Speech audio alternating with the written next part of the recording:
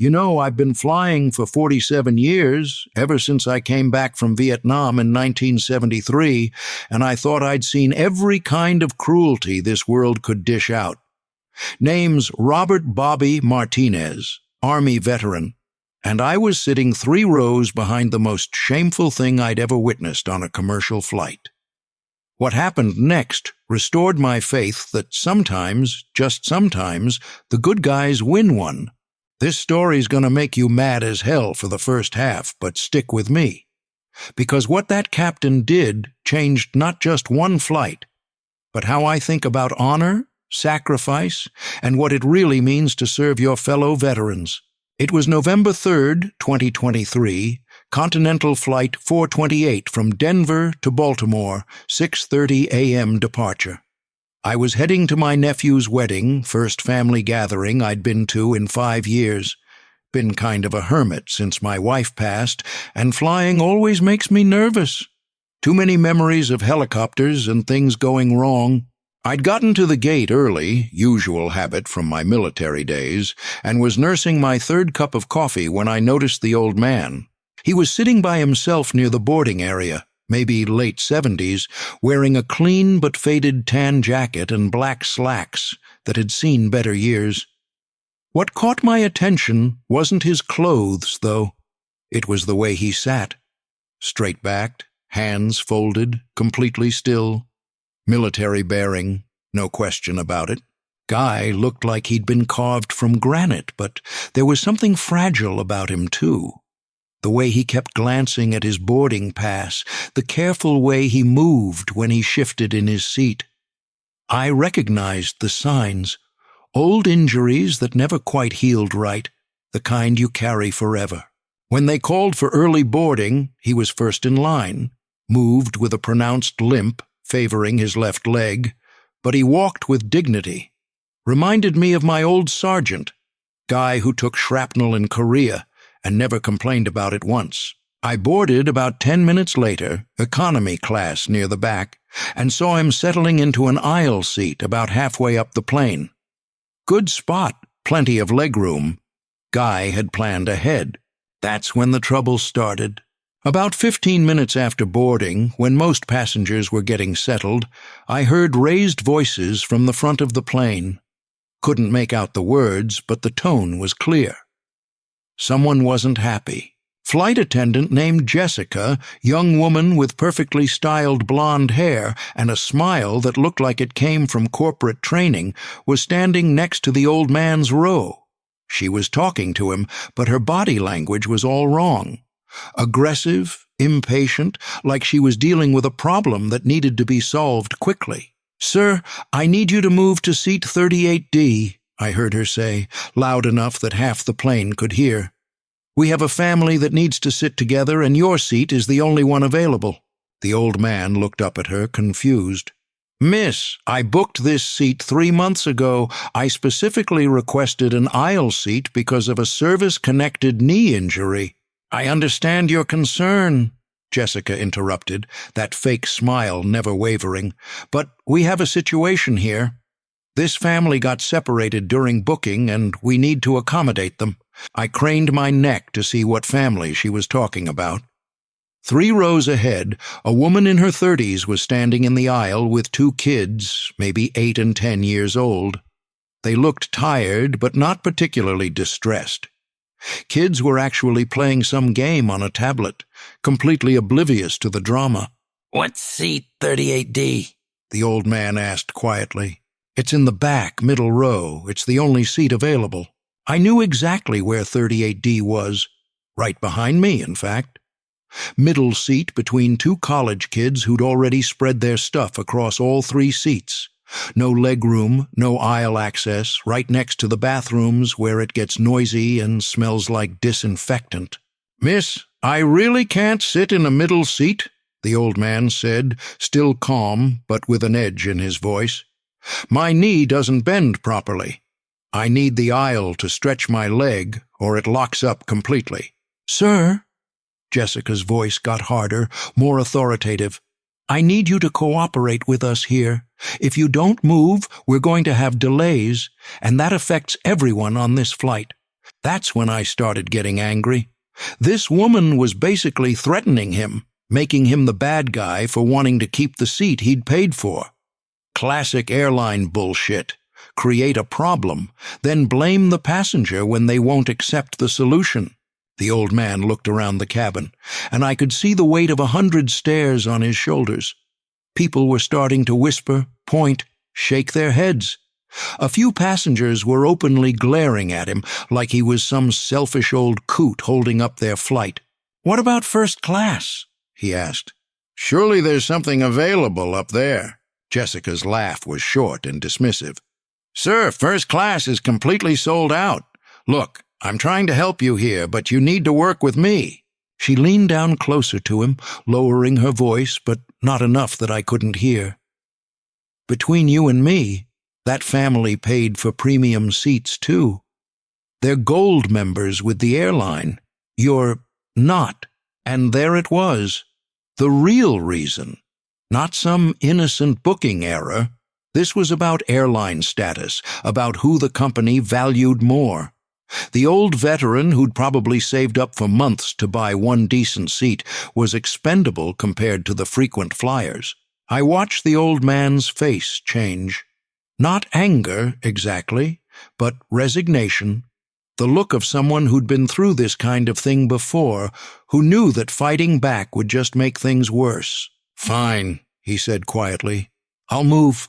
He started to get up, and I could see it was painful. Had to grip the armrest and push himself up slowly, his left leg obviously not cooperating. Jessica was already waving the family over, not even waiting for him to clear out. As he gathered his small duffel bag, the old man said something that made my blood boil. "For the record, miss, my name is Frank Delaney, Staff Sergeant, United States Marine Corps, retired. I'd like it noted that I'm giving up a medically necessary seat under duress." Jessica didn't even acknowledge what he'd said. She was too busy helping the family get settled, making sure their bags fit in the overhead compartments, asking if they needed anything. Frank Delaney limped down the aisle toward the back of the plane, past dozens of passengers who were either staring at their phones or looking anywhere but at him. Guy had more dignity in his little finger than most people have in their whole body, but he was being treated like garbage. When he reached 38D, the two college kids barely looked up from their devices, didn't offer to help him get settled, didn't move their stuff out of his way, didn't even acknowledge he existed. Frank squeezed into that middle seat, and I could see the pain on his face as his knee bent at an angle it wasn't supposed to. For the next 20 minutes, while we waited for takeoff clearance, I watched Frank Delaney suffer in silence. Every few minutes he'd shift slightly, trying to find a position that didn't hurt. The kid on his left had his elbow planted firmly on the armrest, occasionally bumping Frank when he moved. The kid on his right had his backpack shoved under the seat, taking up what little foot space Frank had. Nobody cared. Nobody noticed. Just an old man in pain, invisible to the world around him. That's when I made a decision that probably wasn't my place to make, but felt like the right thing to do. I got up and walked to the front of the plane. "Excuse me," I said to Jessica, who was checking something on her tablet. "I need to talk to you about the gentleman you just moved." She looked at me with that same corporate smile. "Is there a problem, sir?" "Yeah, there's a problem. You just forced a disabled veteran out of a seat he paid for and medically needed. That's not just wrong. It's probably illegal." Her smile faltered slightly. "Sir, I need you to return to your seat. We're preparing for departure." "I'm not going anywhere until you do something about this," I said, loud enough that nearby passengers could hear. "That man served his country, and you're treating him like garbage. Sir, if you don't return to your seat immediately, I'll have to call security." "Go ahead, call them. I'm a veteran too, and I'm not going to sit quietly while you abuse one of my brothers." That got people's attention. Passengers started looking up from their phones, tuning in to what was happening. Jessica was looking uncomfortable now, probably realizing that this wasn't going to be as easy as pushing around one old man. "Look," she said, lowering her voice. "I understand your concern, but we have policies." "Your policies are garbage," I interrupted. "And your customer service is worse. That man has a Purple Heart, doesn't he?" I was guessing, but the look on her face told me I was right. "How do you—" "Because I know the signs. I know what a combat injury looks like, and I know what it means when someone says they have a service-connected disability. You just screwed over a wounded combat veteran to make room for a family that could have easily been split up for one 3-hour flight." By now, a small crowd had gathered. Other passengers were listening, and I could see a mix of shame and anger on their faces. They were starting to realize what had really happened. That's when the cockpit door opened. Captain walked out, tall guy with graying hair and the kind of bearing that comes from years of command responsibility.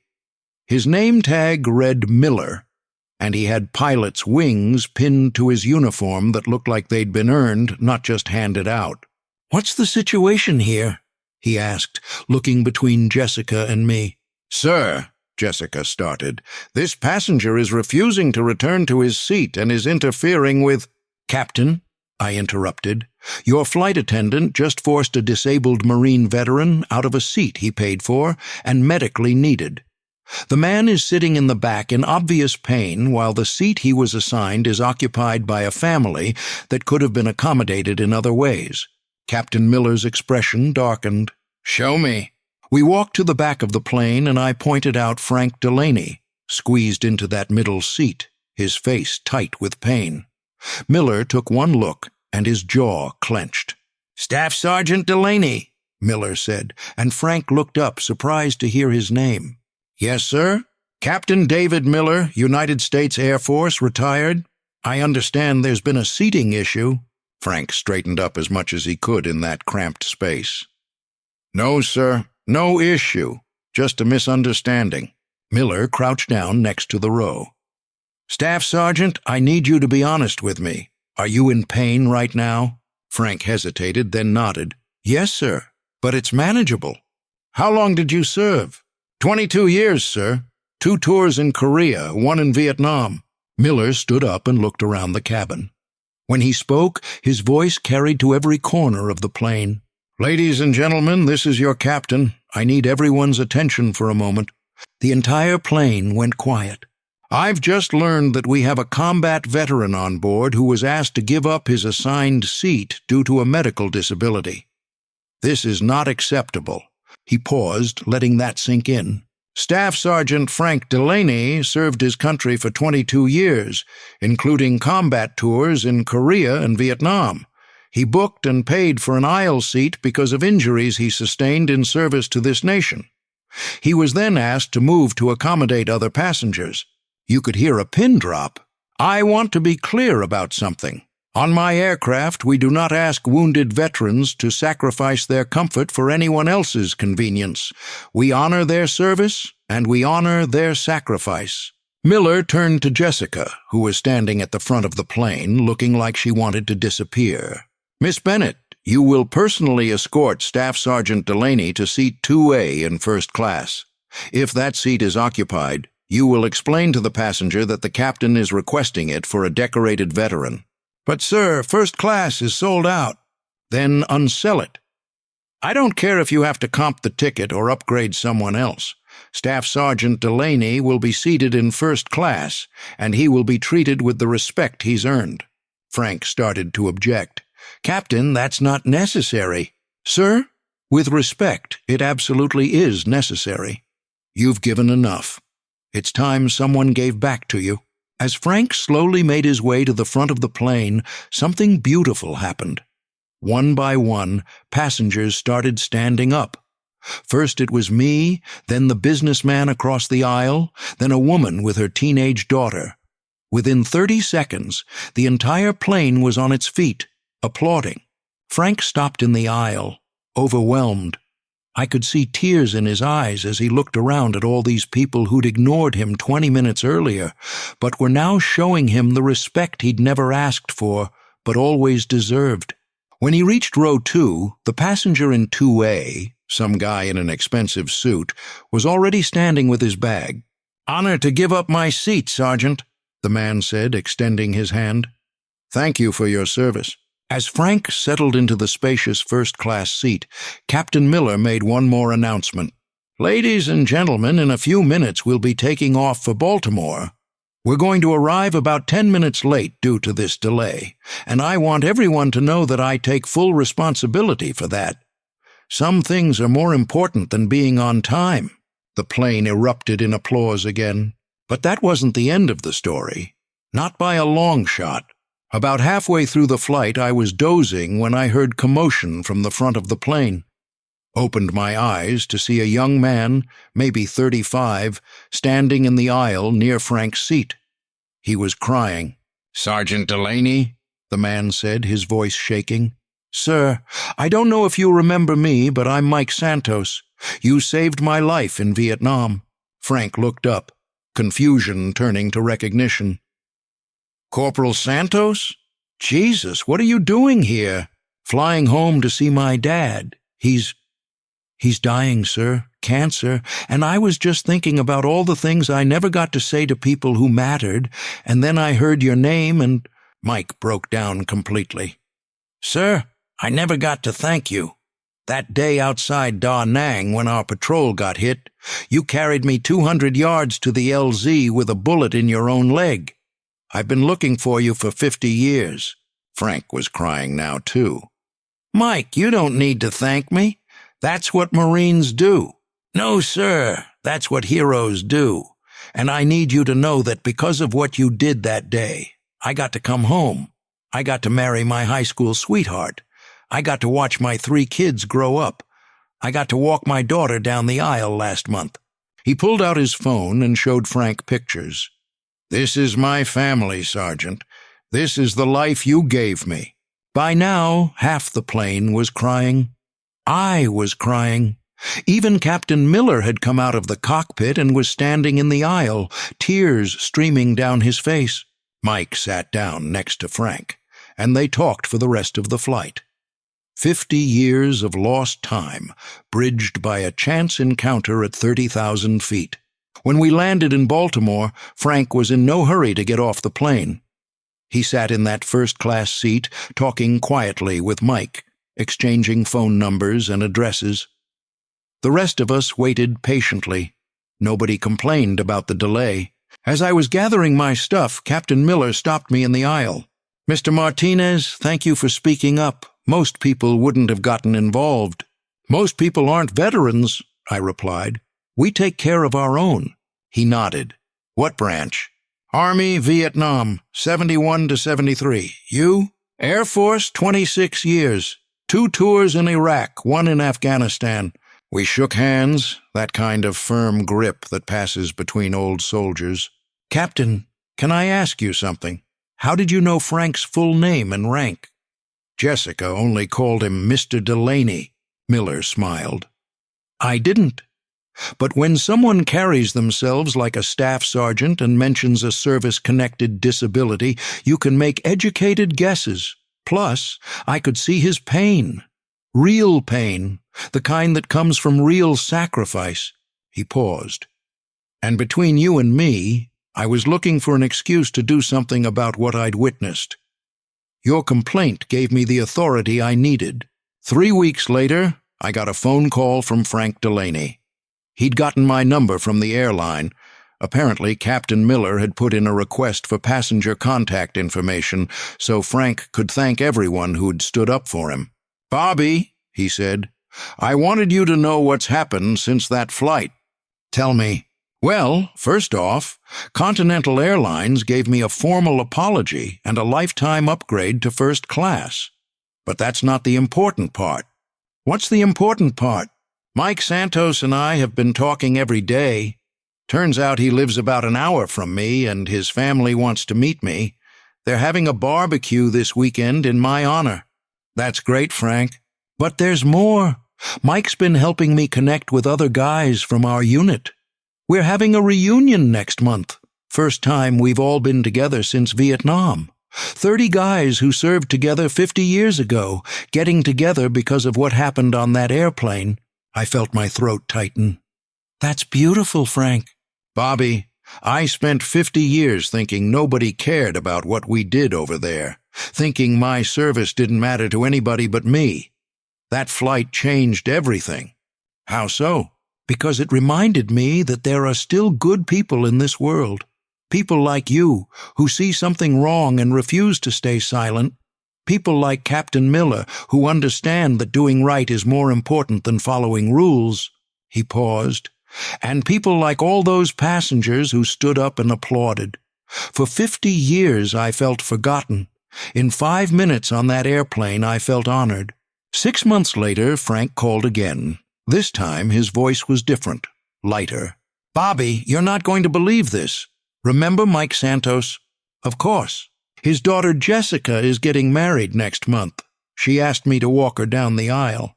"What? Why?" "Because Mike told her that I saved his life, which means I gave her her father. She says I'm the closest thing to a grandfather she's ever had." I had to sit down. "Frank, that's incredible." "It gets better. The wedding's going to be at Arlington National Cemetery. Mike's arranged for a military honor guard. Says it's time I got the recognition I deserved 50 years ago." "Are you going to do it?" "Are you kidding? I wouldn't miss it for the world." "And Bobby? I want you to be there too. You and Captain Miller. None of this would have happened if you hadn't spoken up. The wedding was everything Frank said it would be." Jessica Santos looked radiant as Frank walked her down the aisle, both of them crying but smiling. Mike stood at the altar in his dress uniform, proud as any father. Captain Miller was there too, also in uniform. During the reception, he stood up to make a toast. "Ladies and gentlemen, 6 months ago I had the honor of meeting Staff Sergeant Frank Delaney on what should have been a routine flight. What I witnessed that day reminded me why I spent 26 years serving this country." He raised his glass. "Frank, you taught all of us that true service isn't about the uniform you wear or the rank on your collar. It's about how you treat your fellow human beings, especially when nobody's watching. You served with honor for 22 years, and you've continued to serve with grace and dignity every day since. Today, as we celebrate the union of two people whose love exists because of your sacrifice, I want to say what should have been said 50 years ago. Welcome home, Marine. Job well done. Job." The entire reception rose to their feet, applauding. Frank stood there in his rented tuxedo, Purple Heart pinned to his lapel, crying like a baby. Later that evening, as the reception was winding down, Frank found me sitting alone at a table. "Bobby, I need to tell you something." "What's that?" "That day on the airplane, when you stood up for me. That wasn't the first time someone had treated me badly because of my service. It wasn't even the 10th time. But it was the first time someone had fought back." He sat down next to me. "For 50 years, I carried this anger around. Anger at the way we were treated when we came home from Vietnam. Anger at the way people looked at us, talked about us, blamed us for a war we didn't start. I understand that anger. I know you do, but here's what I learned that day on the airplane. The anger doesn't have to win. There are still good people in this world, people who understand honor and sacrifice and doing what's right."